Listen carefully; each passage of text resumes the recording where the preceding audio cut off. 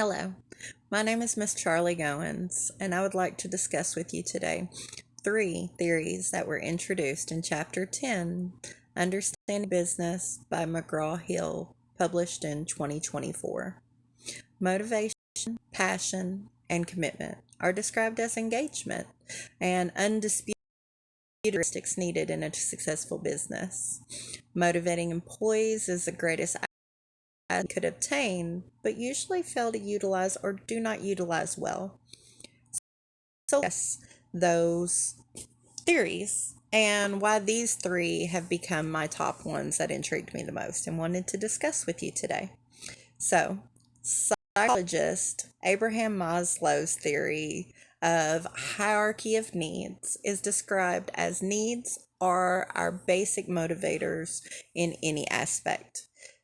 Physiological needs of basic necessities, housing, clothing, food, water.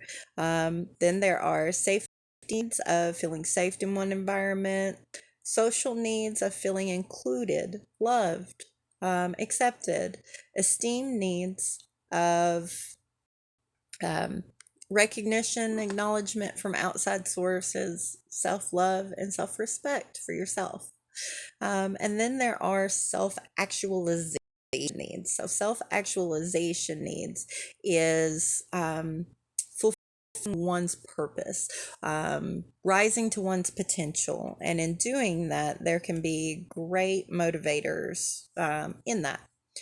But there's psychologist Frederick Hertzberg's theory that he did a study in the employees in a market, very intensely so, and came up with a list of what the employees went through and decided were their biggest motivators. You'd be surprised, like most of us, that pay was not even in the top. Mm-mm. So let's go through those real quick. Number one was a sense of achievement. Number two was earned recognition. Three was the interest in work itself. And four was the opportunity for advancement and growth. Number five was the possibility of advancement. Sorry. Number four was the opportunity for growth. Number six is the importance of responsibility. Um, Seven was peer and group interaction, your feel environment with your peers. I say that a little longer because number eight, pay. Eight. Surprising. Nine was supervisor fairness, and 10 was company policies and rules in which they had to by. So with that, it kind of makes sense to me because we're going to end up working much more than we are at home. So the environment, being a career environment or a hostage environment, can end up making or breaking the hours in which you have to be at work and you have to be away from those that you love. Victor Vroom. Now, this guy, I can remember his name. I can remember his theory because it's been in my head since before I even knew it was a theory. So, with that, it's the expectant theory, is that what it is called? And it's, can I do this? What is the reward? And is it worth it? We have all been there and thought about that over and over. Why am I doing this? Is it worth it? So, with that, pretty self explanatory. We knew that one before we even knew it was an actual theory.